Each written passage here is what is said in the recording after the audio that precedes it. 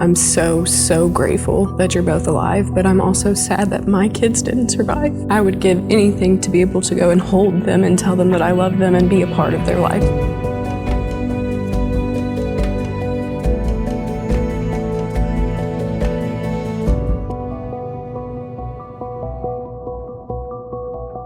Melissa Oden, thanks so much for joining. Thank you for having me. Can you share your experience with abortion?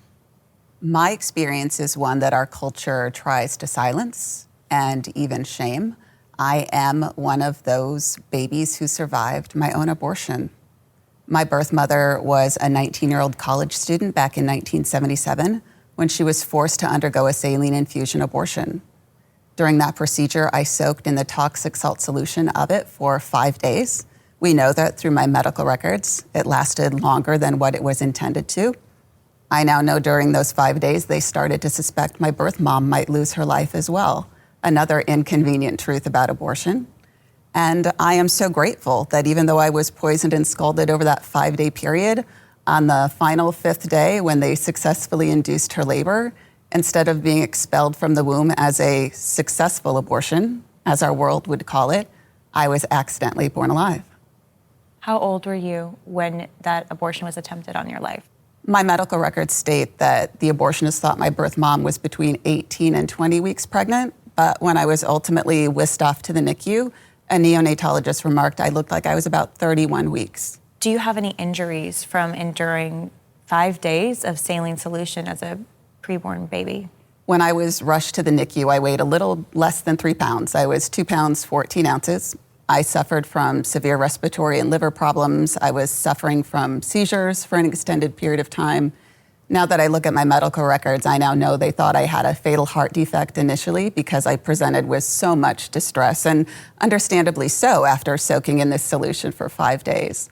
They were very guarded about what my future might hold, but still today, I am quote unquote healthy. Most of my injuries would be emotional, mental, spiritual. Certainly living in the culture that we do takes those wounds and keeps bringing them to the forefront. And that's normal for so many survivors that I know. What happened after your birth? Were you adopted? Did your birth mother raise you? I'm sort of the poster child of what most people think a born alive infant is, born in the final step of my own abortion procedure, and that is indeed who many of us are. But there are lots of survivors who are just a continuing pregnancy that we don't even know about. A woman will carry an abortion survivor for weeks or sometimes months before that child is born. In my circumstances, I was placed for adoption.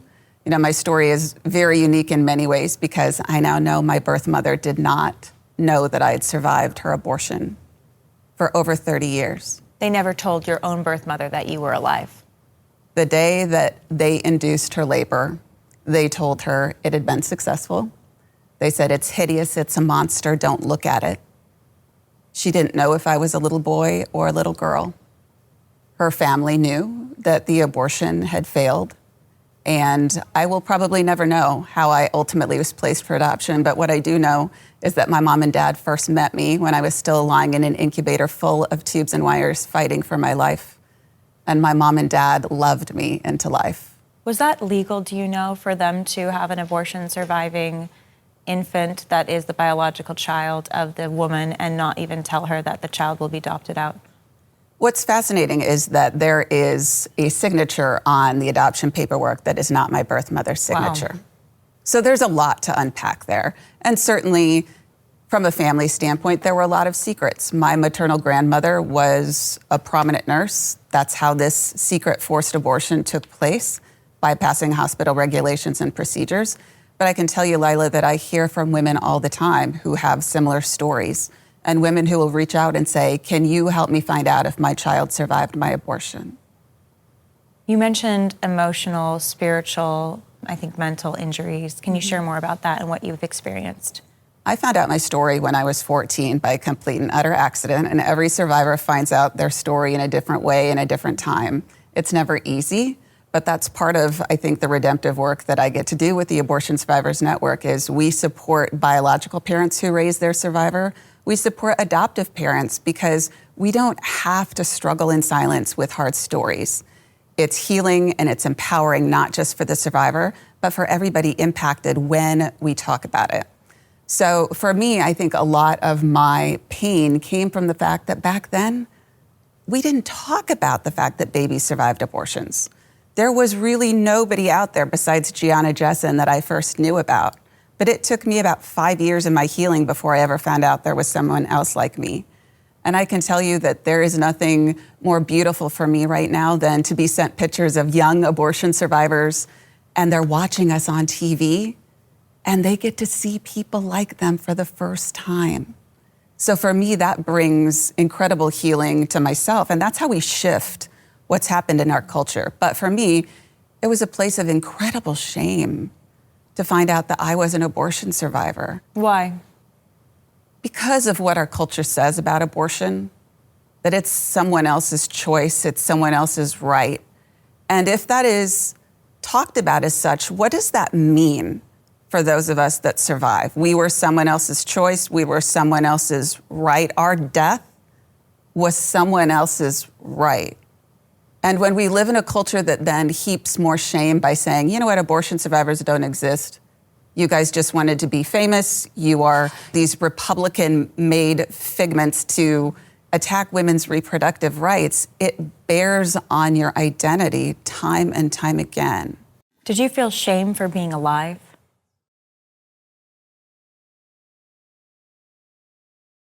Such guilt.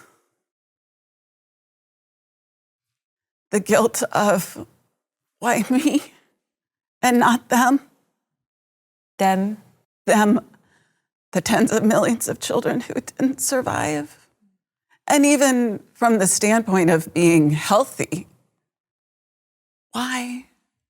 I mean, it's a blessing, right? It's this double-edged sword. I'm so grateful. I would not change who I am. But at the end of the day, it's really hard to separate the two. My greatest joy is my greatest pain. Did you feel rejection from your mother, your birth mother? I felt it inside. My relationship with my biological family now is so incredibly beautiful. My birth mom is a huge part of my life. But I think what we need to recognize, and research tells us this, that babies in the womb experience the stress that their mothers go through. So we think about women like my birth mom who go through the stress of crisis and then abortion. And so I felt that stress. Then I go through the stress of being poisoned and scalded. Then I go through the stress of a stay in the NICU, right? I had all this stress. And so it essentially rewires me in many ways. And again, I know this about myself, so I get to use it for good. But it is this deep-seated fight or flight that was turned on. And again, I see this in survivors, but it's also this piece of us that knows inherently that something so terrible happened to us.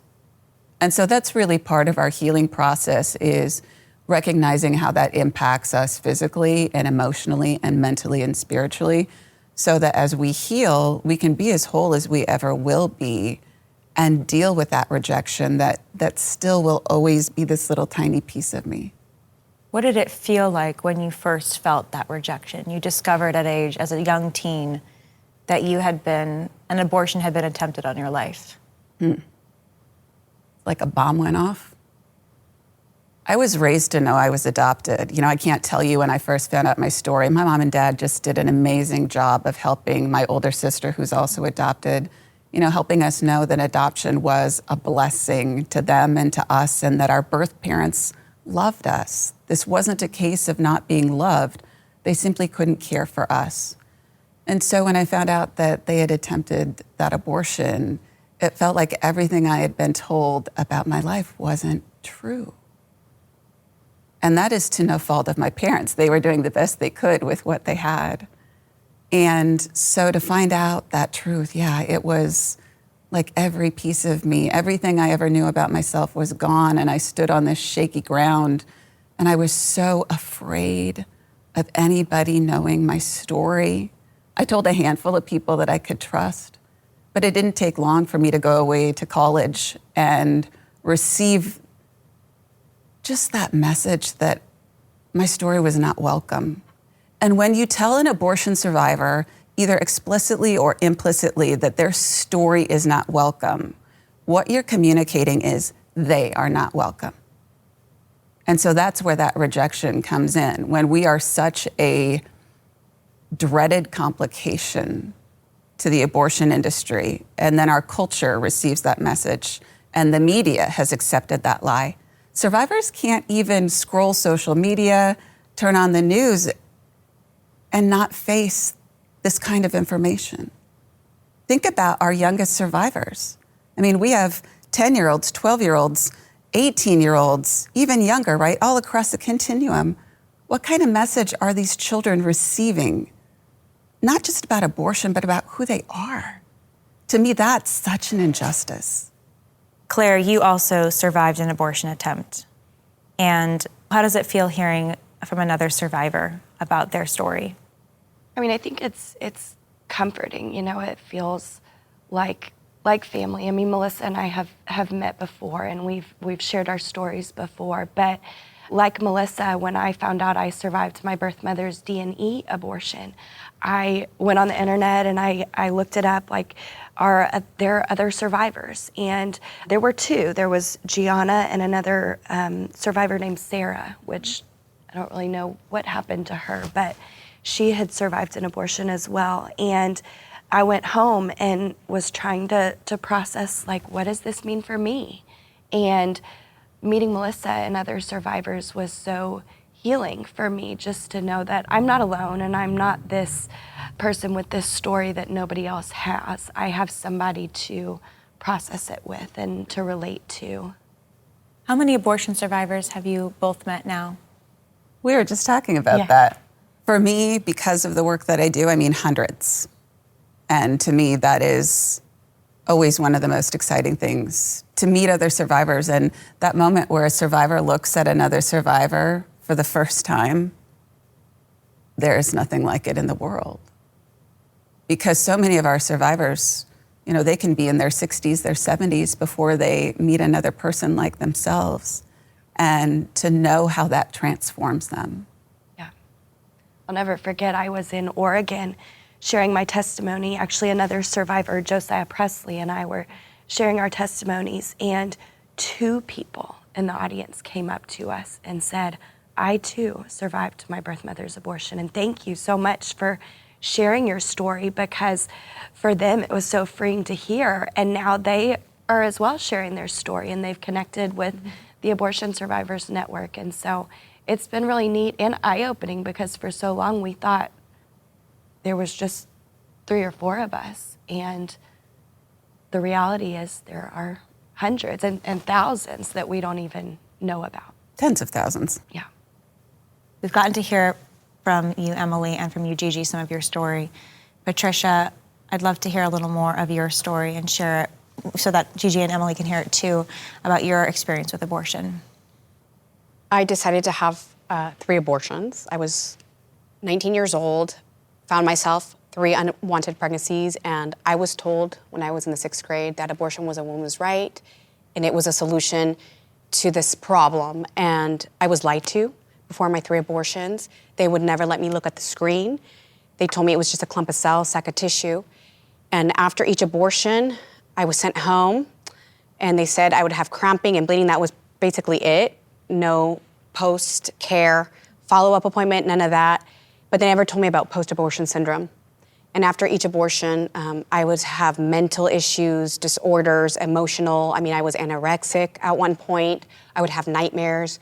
If I were to see children in public, it would traumatize me. I had so much shame, even though society tells you that abortion's legal, it's your right, it's your body, it's your choice. I just felt so much shame. I would have emotional roller coasters. I'd be angry all the time. I'd have crying bouts. I'd be frustrated, severe depression. I was pretty much suicidal as well, too, by the time I had the 3rd abortion. And my partner was experiencing the same symptoms. He would have nightmares. He couldn't look at children in public. He was very depressed. He started drinking, even started doing drugs. So we were both suffering post-abortion syndrome. And I just didn't connect the emotions or the mental disorders with the abortions. And I was still pretty much pro-choice. and for women's rights. And I applied for a job at Planned Parenthood as a receptionist, but they gave me the job as a back office nurse illegally because they urgently needed my Spanish. Most abortion patients were African American and Latinas, and they had never had anybody speak Spanish. There was a language barrier, which is really unsafe now thinking about it. And it was when I had to assist the abortionist for the first time that I saw the reality, the cruel reality of abortion. I was trained to change my vocabulary, never to use the word mother, father, he, she, or the word baby, the word fetus. If a woman was crying, I would have to ignore her tears, never be compassionate, never be friendly to the patient. And in other jobs that I had previously in the medical field, I was always trained, patient care number one, be compassionate, be friendly, but this was completely different. I was never to bring a photograph of a family or my nephews, my cousins, because if a woman walks into the abortion clinic and sees a picture of a family, she would then be, traumatized and run out, and we would lose that abortion. I was told that time was money. Basically, that each abortion had to last about 5 minutes because we got to get all these girls in. I was really surprised at the ages of these young girls that were having abortions during the week. They were supposed to be in school. There were about 13, 14, 15-year-old girls, 30 patients, 40 patients at a time. We would bring them in.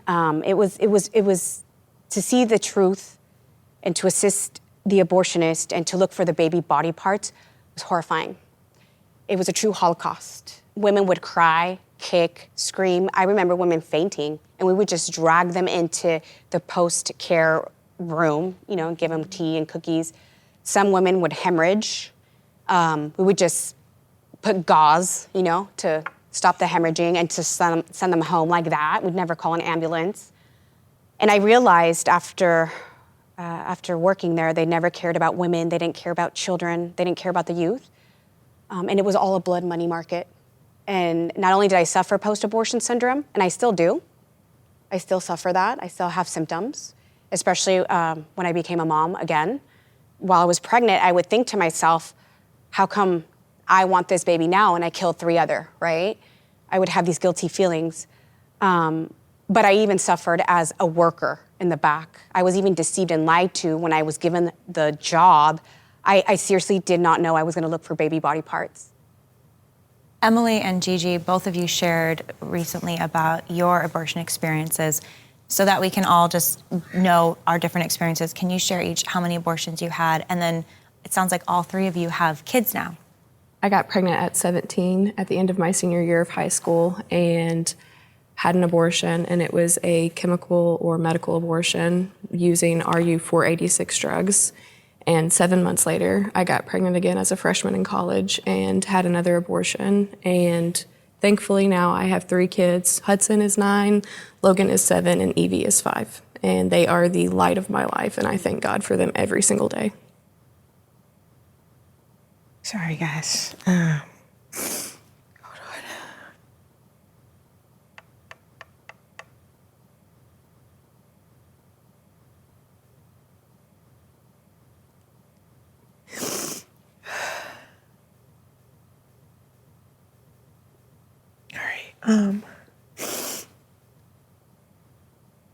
So I had 5 abortions, and 4 of them were the surgical, what they call the surgical in the office, where they suction out, vacuum out the child, and 1 was the abortion pill where you do it at home in your own shower. And but I actually had a dream, and I never shared this before anywhere, but I actually had a dream while going through a post-abortion program that I was pregnant in this dream. I was like in heaven or in this big field, and my belly was huge.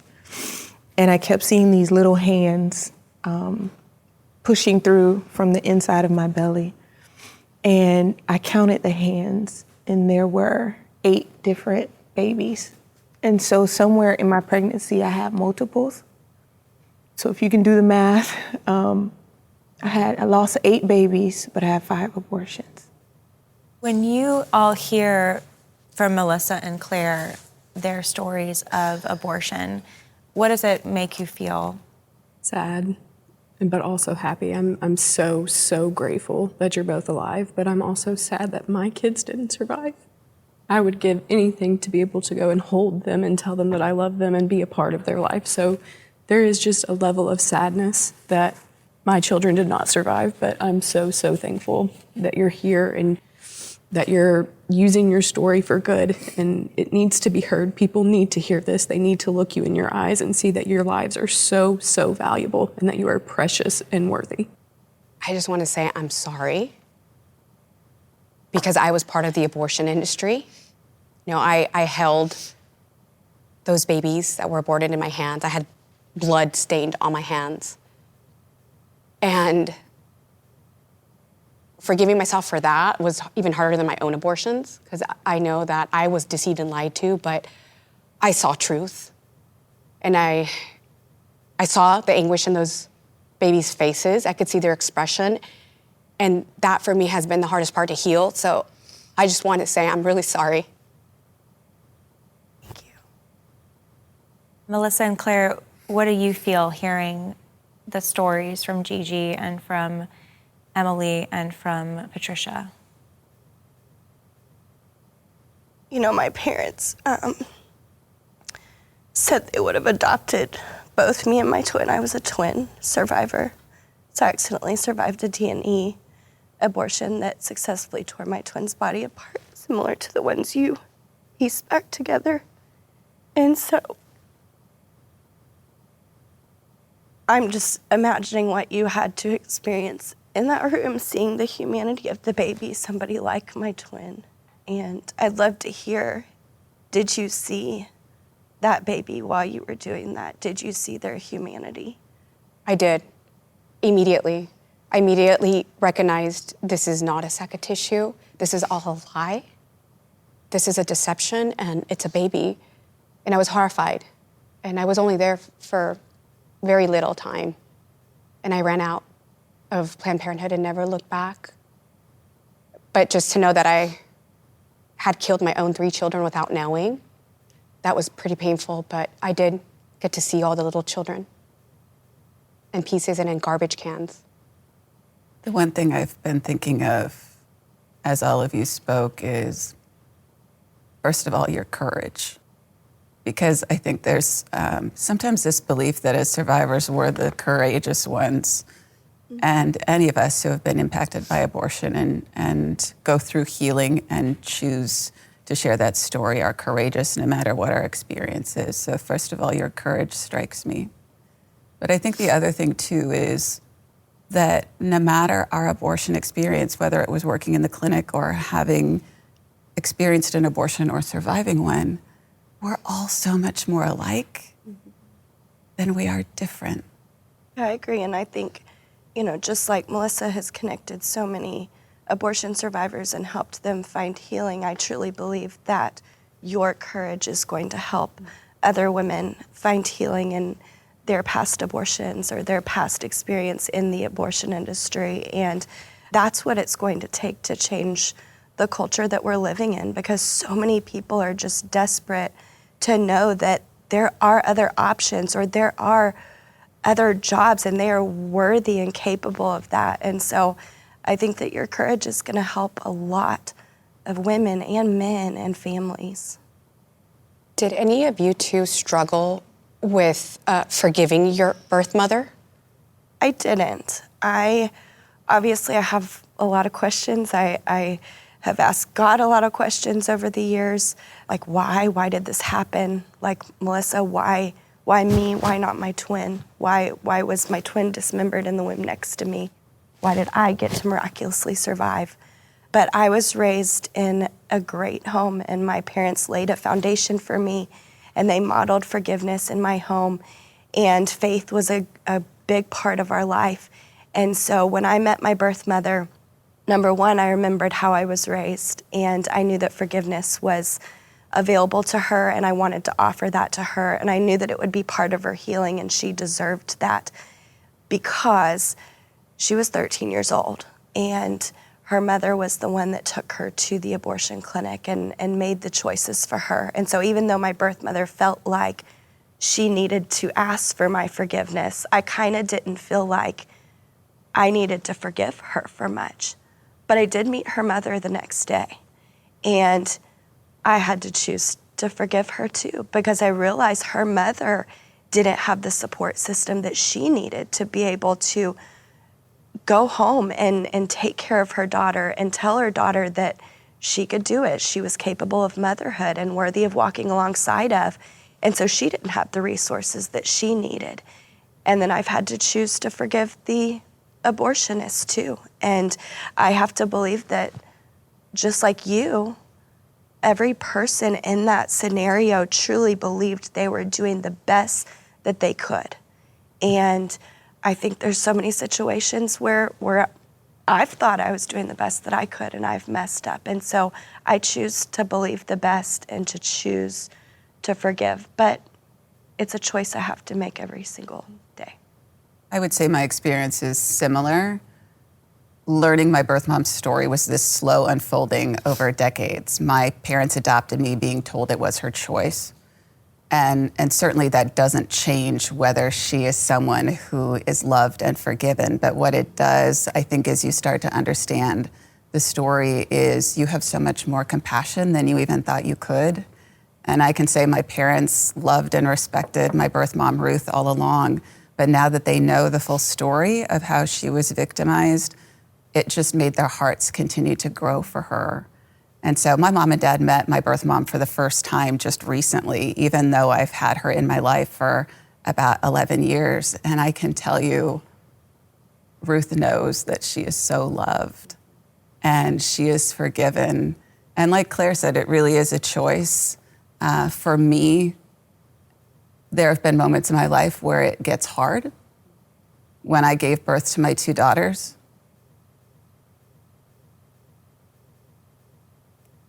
and I had to look at them and know that they wouldn't have lived if that abortion would have succeeded in taking my life, right? It brought everything up from the depths of my soul.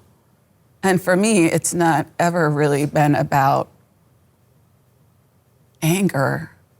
It's been grief. And anger is just a part of that process, right? Of the bargaining we go through and the wrestling with everything.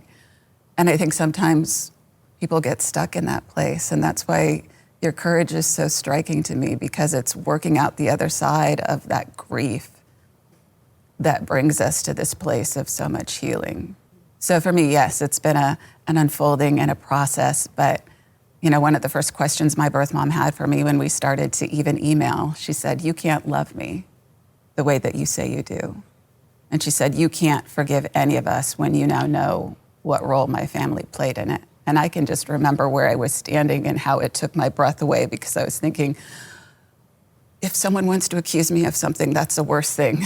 And what it meant is that I spent years building trust and love with one another, because I wanted her to know that I see her for who she is and I love her that way. Gigi, Patricia, or Emily, do any of you have any questions for Melissa and for Claire, or anything that you want to say to them? For me, I am enraged about the silencing of the abortion survivor's voice. And honestly, not until this roundtable discussion have I even considered giving a voice on the women I'm talking to. My heart is for those who have had abortions to get healed and to stop having abortions, or to not even have the first. And so I just want to say sorry for just focusing on us and not even knowing or giving voice to those we have hurt the most. And so it is my new desire to now show your stories and your testimonies. I feel like it's going to be an explosion of even more saving of lives, both the mothers and the children and the fathers. because when you bring, like you said, the primary and secondary victims together and just show the connection between the two, I think it's such a powerful combination that I think I've missed out on. I don't know if you ladies have ever shared their perspective, but this is just so full circle for me. So thank you for even being willing to sit at a table with us. I just want to thank you as well for your courage, because today I'm healing.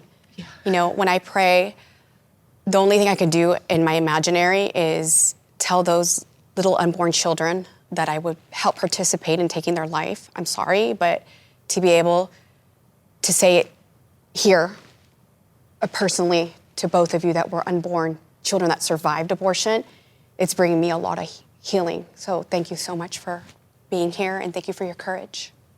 I agree with both of what they've said, and I just want to say again that I'm so sorry for the things that you guys have to hear and the way that your lives have been devalued, because that is not true. And I hope and pray that you will never listen to those voices. Knowing that my birth mom is on her own journey to healing, right? Because this is pretty new for her in the grand scheme of things to know that her child survived. I guess my question would be, what would be a recommendation or encouragement that you have for Ruth? Because that's something that you can give voice to that I can't. That there's hope and she has purpose. There's purpose to her pain. When I was at a really low point in my life, I felt like a murderer. I felt there was no hope for my life. I just wanted to be forgiven. But the fact that I'm completely restored and that I can share my story and bring healing to others, and that there's purpose in my life, this has brought me purpose. It's just, I'm so appreciative of it, you know, but to let her know that there's hope and there's purpose for her pain.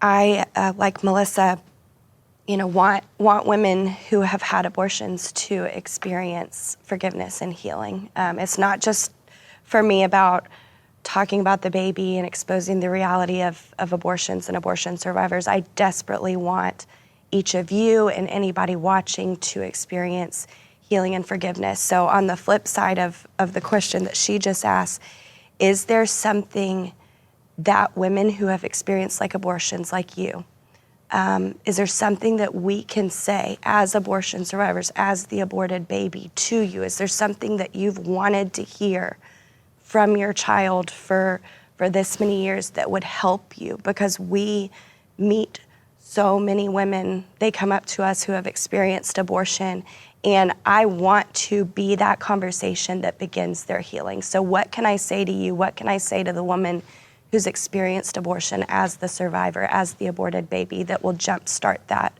journey for her? Honestly, you've both already said it. The fact that you've been able to forgive your mothers is so incredibly powerful. Mm-hmm. And I think that ultimately that's what we want, is forgiveness for what we've done. And knowing that you've been capable of doing that is just incredible. I guess to have compassion towards the women that have had abortions. When I went public on my story, the first years was very hard. I'd have had people email me and say, you're gonna go to hell. You know, there's no mercy for you. You're a killer, you're a murderer. You know, during my conferences, people would stand up and, you know, give me backlash and yell at me, and it was really difficult the first years. But I feel like, you know, only between God and the woman, they know the truth and the real story behind her heart. But just to be, you know, compassionate and not non-judgmental.